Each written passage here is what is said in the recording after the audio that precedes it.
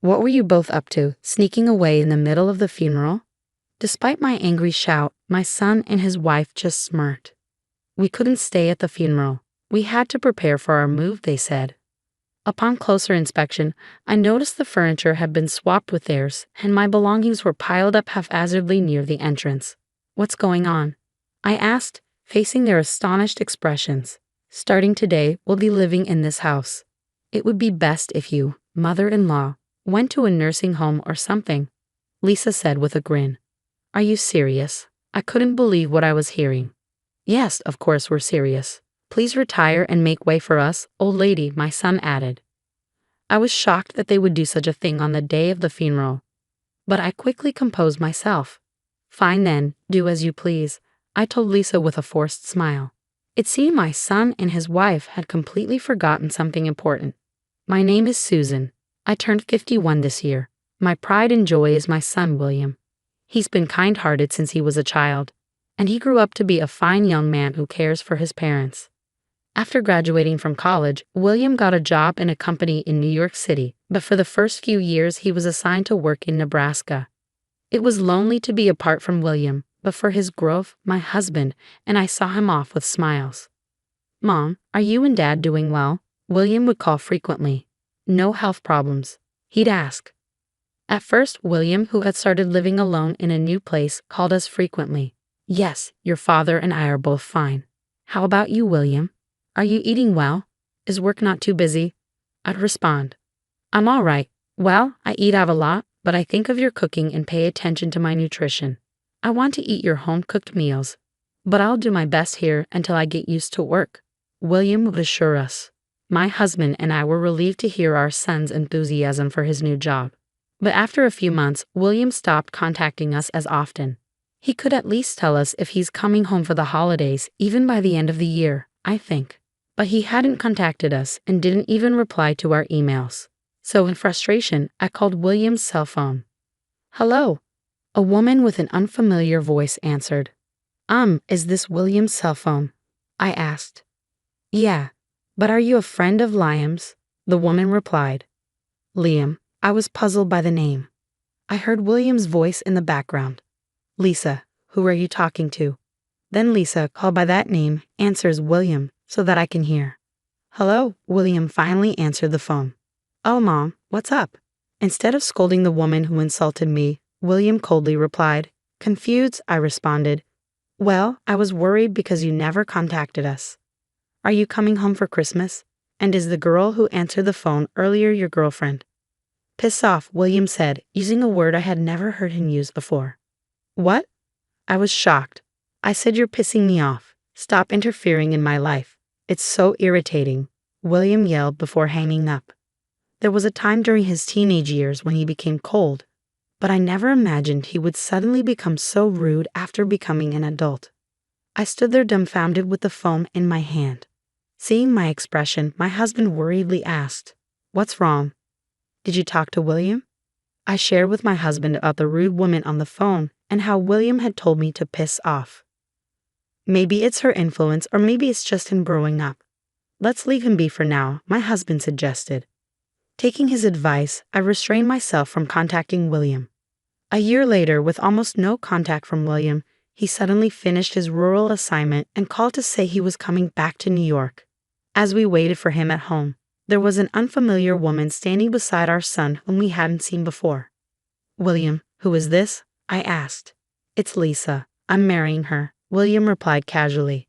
My husband and I were surprised by William's words and looked at the woman, but Lisa didn't greet us and just talked to William. "Is this your parents' house? It looks so old-fashioned and uncool," she remarked. Upon hearing her voice, I suddenly realized that she was the woman who had answered my phone call a year ago. When I gave my husband a pleading look, he immediately understood and asked Lisa, "Seriously, Lisa, how long have you been dating our son?" "Huh, I don't remember. Are you the type who cares about how many years you've been dating, mister?" Hilarious for an old man, she retorted. My husband, who had been polite to Lisa, was left with his mouth hanging open at her response.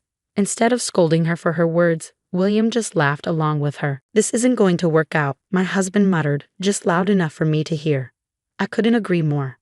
We were against our son's marriage, but he and Lisa had already registered their marriage without listening to our opinions. They rented an apartment nearby and started their new life together. You're already married. What about the wedding ceremony? I couldn't help but wonder. Shocked by the news, I asked William. We don't really need a ceremony. Lisa thinks it's a waste of money, he replied. Despite living in a pricey rental apartment, William and Lisa often came to our house for dinner, claiming they didn't have enough money. Although we were happy to see William, Lisa constantly criticized my cooking. Mother-in-law, can't you make more fashionable dishes? This doesn't look good in photos at all, she'd say. I'm not making it for photos. If you have a problem, you don't have to eat it, I'd respond. But Lisa didn't seem bothered. After a year, William started to become more like Lisa, and he would insult us every time he visited. One day, after William and Lisa arrived, I was about to go shopping. William looked down on me and said, Mom, what do you think I called you for yesterday? You should have bought the ingredients beforehand. You're so inefficient. Both my husband and I began to dread William and Lisa's visits. Amidst this, I received even worse news. My husband was diagnosed with cancer. The doctor told us he had only 6 months left to live. Surprisingly, William and Lisa visited my husband in the hospital, perhaps concerned about his condition. After some conversation, they quickly left the room. I hurried to catch up with them to express my gratitude, but I overheard their conversation in the hallway. Your father is in a private room, huh? Isn't that expensive? What a waste of money. Yeah, I thought the same thing. It's not like he's going to survive anyway, so the treatment costs are pointless. It's stupid to spend money on someone who's going to die anyway. True. Hey, Liam, let's get your parents' house once your dad dies. But my mom will still be there. I wish your mother would just follow him quickly. Yeah, it's just a matter of time with her. William and Lisa were making fun of my husband's struggle with his illness and my care for him behind our backs.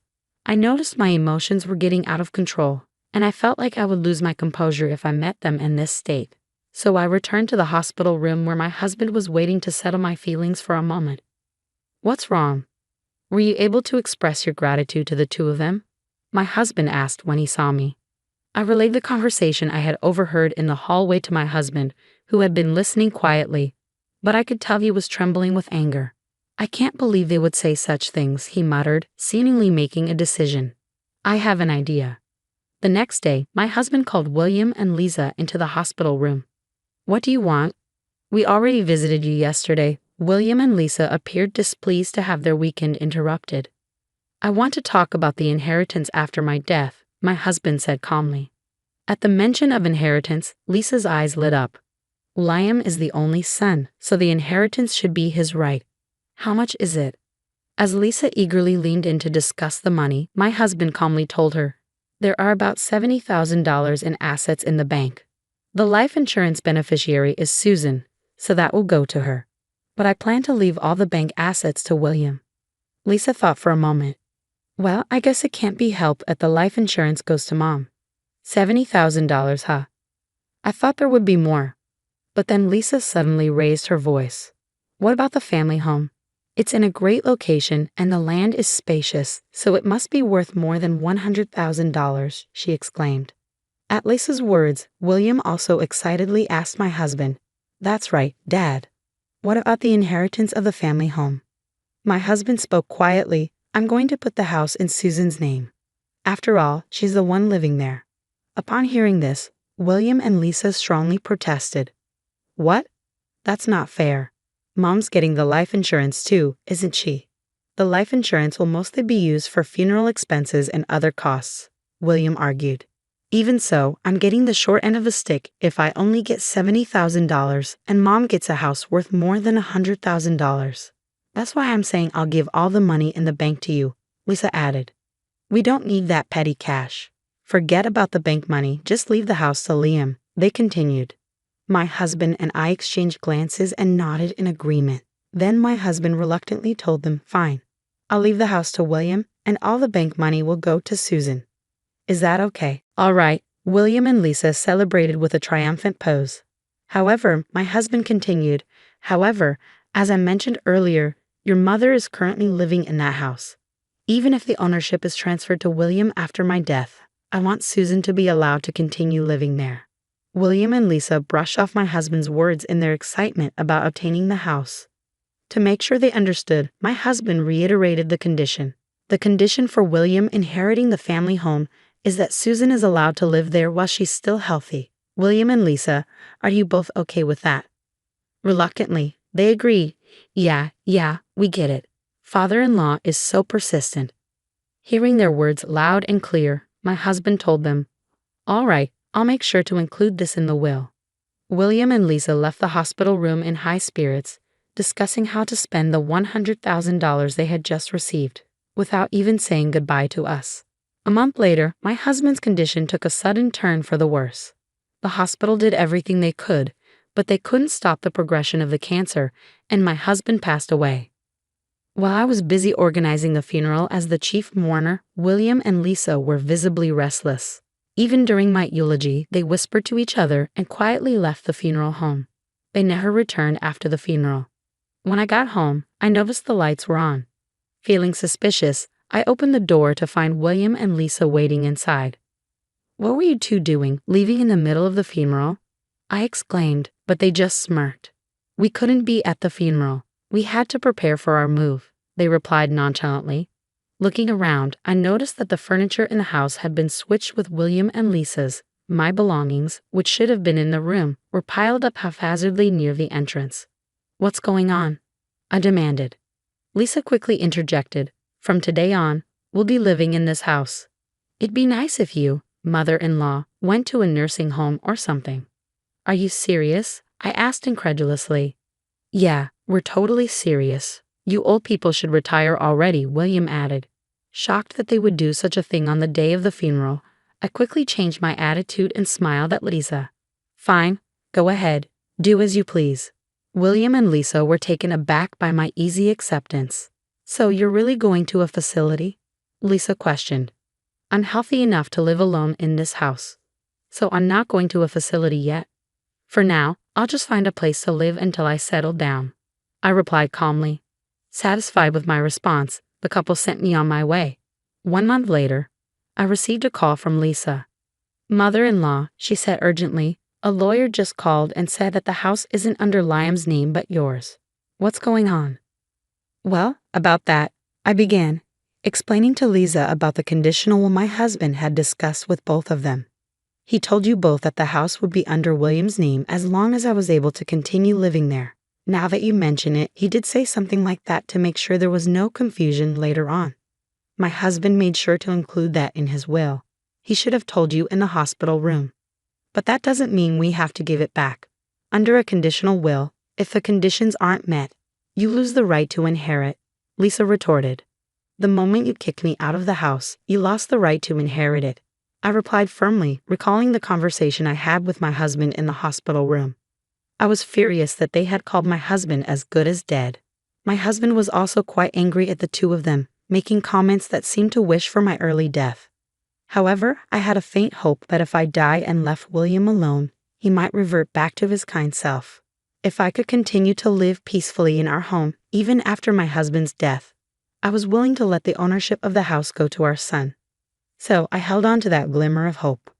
I had also hoped that your hearts would change with my husband's death, which is why I agreed to his proposal. The conditional will was your last chance. I mean, you anticipated this might happen. Lisa conceded. I didn't want to, but you two kicked me out on the very day of the funeral. I reminded her. I never thought you'd treat your parents so carelessly, but thanks to that, I've made up my mind, I declared firmly. Made up your mind to do what? Lisa retorted angrily. To kick you two out of that house and cut ties with you. I responded, my tone unwavering. Well, we won't accept that. This house is ours. We're not going anywhere. Lisa continued defiantly. Liam knows a lawyer, you know. We'll have him do something about it. I knew it was too late for Lisa's struggles to change anything. I simply told her, do as you please, and hung up the phone. The next day, I was called to a cafe by William and Lisa. As soon as I arrived at the designated cafe, the two of them bowed their heads. Mom, I'm sorry, William began, and Lisa echoed his sentiment. Mother-in-law, I apologize. William, who had heard everything from Lisa, consulted with a lawyer he knew and was told that the will was legally binding. He was also explained that since he had broken the conditions, he no longer had any ownership of the family home. Our lawyer friend told us that if we don't leave immediately, we could be sued for trespassing, and we wouldn't have a leg to stand on, William explained, his expression solemn. Mom, please give up the inheritance, he continued. What? We want you to give us the house, Lisa added. I was utterly disgusted with William and Lisa, who still only thought of their own interests even after hearing everything. There's no way I'm agreeing to such a selfish request, I replied firmly. But we'll be in trouble without the house, William protested. What's the problem? Just move out, I suggested. In a barely audible voice, William began to explain their debts and why the family home was absolutely necessary. After I left, Lisa immediately looked up the market value of the house. She discovered that the land was worth much more than they had thought. Lisa suggested to William that they should sell the house quickly while the price was high and get their hands on the cash. William agreed, and the two of them seemed to have been indulging in extravagance for the past month in celebration. Living it up like that, where did you get the money? I questioned, my disappointment palpable. I went into debt. I thought I could pay it back right away if I sold the house. At least a half, Lisa cried, pleading with me. Mother-in-law, please, we can't pay back the debt unless we sell this house. Don't let our family suffer. Don't let your family suffer. How can you say that?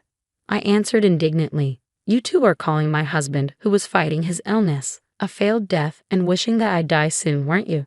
Yeah, you heard that. Why should I help people like you? This house holds memories with my husband. You two kick me out of it. I will not allow you to sell my memories with my husband as long as I live. William desperately clung to me with a pitiful voice. Then give me the money from the bank. I'll use it to pay off the debt. Huh? Weren't you the ones who said you didn't want that dirty money? I retorted. Don't you get that you don't have the right to take that cash anymore? Damn it, if Lisa hadn't said anything unnecessary, we'd have the cash by now. Lisa lashed out at Liam, who regretted his actions. Excuse me, Liam, you were happy when you heard you'd get the house too. He's your father, so do something about it. It's your fault, so you do something about it, I calmly told the two who started fighting. If you're going to have a marital fight, do it later. Just as Liam's lawyer friend said, I'll sue you for trespassing if you don't leave right away. They stopped arguing and hurried back to their house. They then packed their belongings and left in a rush. Afterward, the two searched for a new home, but with their debt, the only place they could rent was a rundown apartment that looked like it was about to collapse. Because they borrowed as much money as they could without worrying about the interest, planning to pay it back quickly, their debt just grew larger. Even though they were working, it seemed like it would be a long time before they could fully pay it off. I returned to my own home after a month with everything going as planned with my late husband. It was unexpected that my son and his wife tried to sell our home and ended up squandering money and going into debt. But everything else went according to plan. It might have been an expensive lesson for William and Lisa, but it was a good opportunity for them to reflect on their actions. Finally, living a peaceful life in this house filled with memories of my husband was the happiest thing for me. I'm sure my husband is watching over me from heaven.